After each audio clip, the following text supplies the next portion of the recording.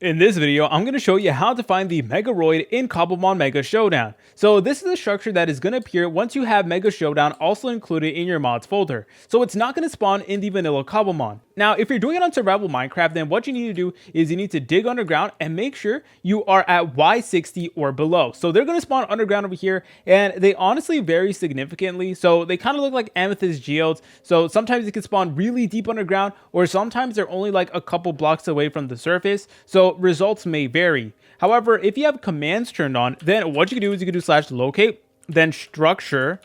Then what you want to do is you want to type in mega and then underscore showdown, and you should be able to see Megaroid right over here.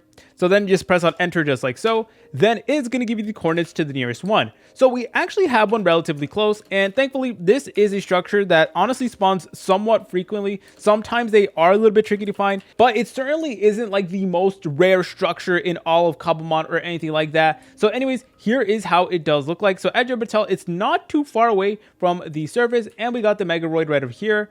So from here, you can go ahead and begin looting it, get all the loot and stuff like that, and begin getting Mega Evolution. So if you found this video helpful, make sure to leave a like and subscribe. I'll see you in the next tutorial.